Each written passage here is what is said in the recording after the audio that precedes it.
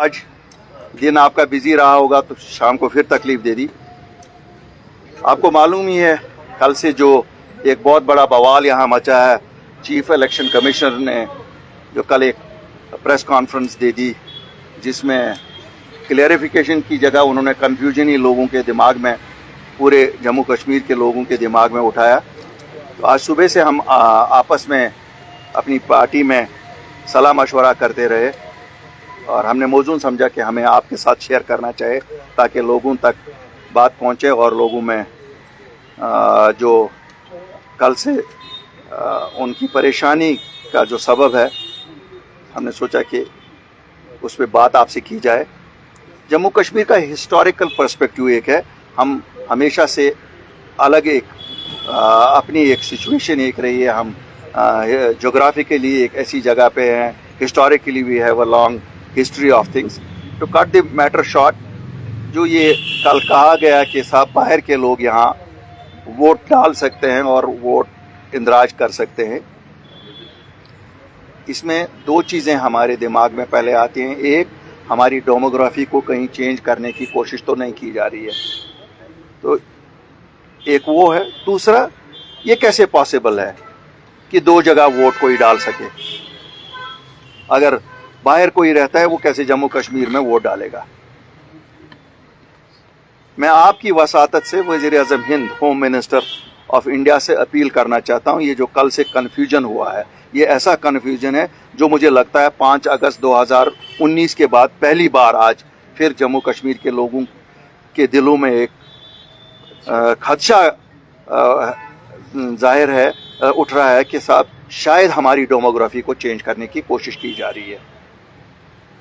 तो मैं वज़ीर-ए-आज़म से अपील करता हूं, होम मिनिस्टर से अपील करता हूं कि इसे क्लैरिफाई करिए, नंबर 1। नंबर 2, जब कानूनी तौर हमारा बच्चा जो बाहर महाराष्ट्र में पढ़ता है, पंजाब में पढ़ता है या बेंगलोर में पढ़ता है, मुझे नहीं लगता है उसको कहीं वोट का हक दिया जाता। तो ये कैसे कहा गया?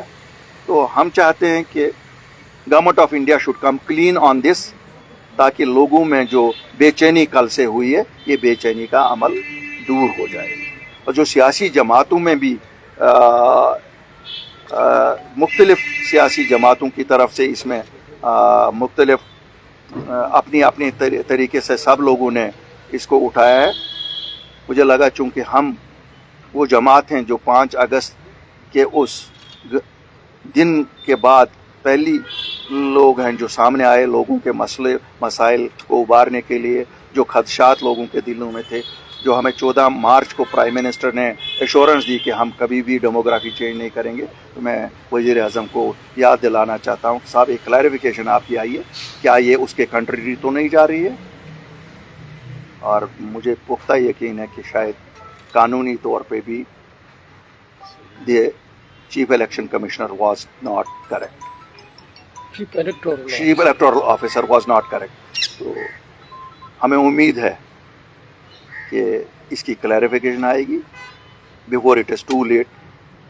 शायद फिर लोगों को इस परेशानी में निकालने के लिए एक बार फिर हमें मिलना पड़ेगा। हम इंतज़ार करेंगे संडे तक का, और संडे को हम फिर साथी यहाँ मिल रहे हैं और ये expect government of India to clarify as soon as possible, ताकि ये बेचैनी का अमल रुक जाए, थम जाए और रोज़मर्रा की तरह जिस तरह लोग कल से पहले बिल्कुल अपनी एक नॉर्मल ज़िंदगी बसर करने की कोशिश कर रहे थे, अभी एक सक्सेसफुल यात्रा हुई थी, हम लोगों ने चैन का सांस लिया था सब लोगों ने, बिकॉज फिंगर्स वर क्रॉस, हर एक डर रहा था कुछ ना हो जाए, यात्री हमारे मेहमान हैं। इतनी अच्छी यात्रा हुई और उसके बाद लोगों को परेशान करने के लिए ये जो कल चीफ इलेक्टोरल ऑफिसर ने कहा, हम चाहते हैं कि government of India should come clean on this. देखिए, हम संडे को मिल रहे हैं, हमारी उम्मीद है, हमारी कोशिश है, हमारी उम्मीद भी यही होगी कि government of India should come clean on this. देखिए, वो तो हम संडे को बैठेंगे, we will sit here again on Sunday. और जहाँ तक लोगों के हितों की ताल्लुक है, हमारा किसी के साथ कोई विवाद नहीं है। अगर हम PhD से लड़ते हैं, ज़ाती मफाद में नहीं लड़ते हैं, हमें कोई डिफरेंसेस नहीं है उनके साथ हमें डिफरेंसेस है कि वो सच नहीं बोलते हैं। अगर वो लोगों को सच बोलेंगे जैसे हम कहते हैं प्राइम मिनिस्टर को लोगों को सच बोलिए, ये उनको ना परेशान करिए, तो हम क्यों कहते हैं क्लैरिफिकेशन करिए? तो हमारा कोई तजाद नहीं है पीएचडी के साथ। पीएचडी कल बोले कि वो पॉसिबल नहीं है उनसे, सुप्रीम कोर्ट से पॉसिबल है, झगड़ा उतना ही है, बाकी कुछ नहीं है। लेकिन यहाँ तो लोगों के हितों का सवाल है, यहाँ कौन सी डिफरेंसेस है किसी के साथ हमें? नहीं, मैंने कहा ना, we always take a route of first getting things clarified. हम हवा में ही नहीं बात करते, हमारी कोशिश है कि अगर क्लैरिफिकेशन से क्लियर हो जाता है, देखिए आम खाने से गरज है ना, पेट गिनने से नहीं। इट इज इसमें कल जो चीफ इलेक्शन ऑफिसर ने क्लियरली कहा है कि इसमें नॉन लोकल एलिजिबल है, तो आप क्या क्लियरिफिकेशन चाहते हैं? साहब हम तो सीधा चाहते हैं कि हाउ इज इट पॉसिबल, क्या यहाँ का बच्चा बेंगलोर में कर सकता है? आप मुझे बताएं, उसने यही कहा ना, बच्चे जो यहाँ बच्चे पढ़ते हैं वो भी एलिजिबल हैं। क्या हमारे बच्चे बेंगलोर में एलिजिबल हैं? क्या हमारे बच्चे महाराष्ट्र में एलिजिबल है? क्या हमारे बच्चे चंडीगढ़ में एलिजिबल है? हरफ आखिर तो नहीं ना चीफ इलेक्टोरल ऑफिसर। तो आप चाहते हैं कि एक हिंदुस्तान का आईन है ना, क्लैरिफिकेशन गवर्नमेंट ऑफ इंडिया से आए ना, let there be a clarification. ये तो चीफ गवर्नमेंट सीईओ है, ये गवर्नमेंट ने कहा है after application of article 37 representation of people act 1950 and 1951 is applicable. It allows ordinary resident person to get registered electoral roll of Union Territory provided he or she gets name deleted from electoral roll of his or native constituency. यानी कि अगर आपका आधार card है, आप जम्मू कश्मीर से अपना नाम delete करके आप बॉम्बे में वोट डाल सकते हैं। अफजल साहब, हम तो क्लैरिफिकेशन वही चाहते हैं ना, जो कल आपके चीफ इलेक्टोरल ऑफिसर ने कहा और जो आप पढ़ते हैं, या इसमें भी बहुत अंतर है, उसके कहने और इसके कहने में, और लीगलिटीज भी है ना, ऐसा लीगल गाइडेंस भी चल रही है ना, हम साथ साथ we are also seeking legal guidance. Do you think there will be political ramifications and also will it affect the situation of Jammu and Kashmir at present? Jammu Kashmir is different than other states of India.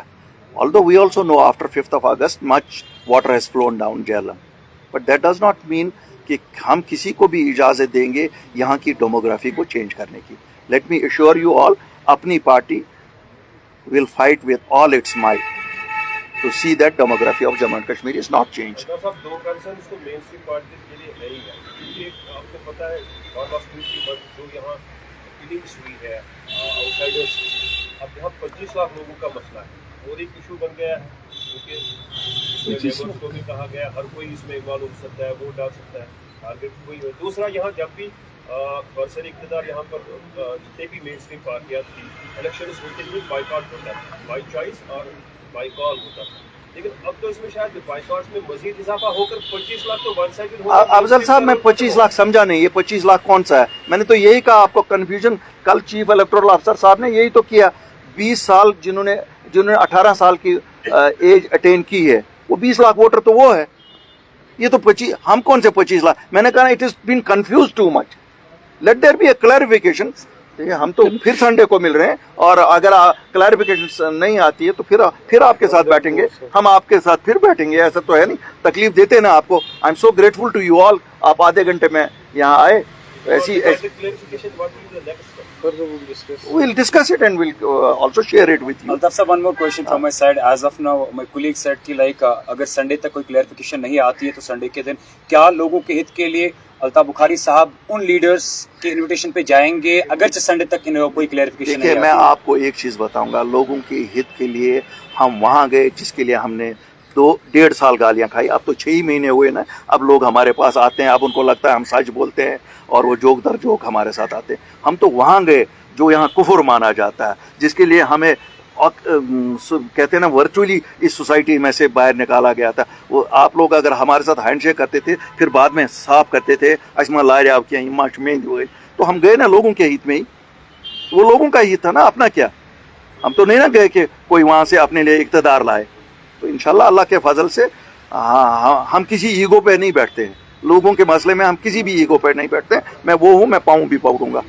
मुझे तो मैंने किया ना, जिस वक्त class 4 नौकरियां खाली जम्मू कश्मीर के लोगों के लिए दी गई, मेरे पास कौन सा, उस दिन तो हमारे पास शायद कुर्सियां भी साथ नहीं थी बैठने के लिए एज अ जमात। हम गए, पाँव पकड़े और 24 घंटे में चेंज करके लाए ना चेंज करके। किसको पता थी गवर्नमेंट ऑफ इंडिया ने आज तक कोई अपना हुक्मनामा 24 घंटे में चेंज किया? जैसे भी इतकन तो गुजार पार कोरमा क्या करूँ तिथे कन कोशिश करेंगे, हम भी ज़ार पार करेंगे। हमें तो ज़्यादा ज़ार पार आता है, सबसे ज़्यादा ज़ार पार आता है, तो मुझे मुक्का दिखाना नहीं आता, मुझे ज़ार पार करना आता है। Thank you very much.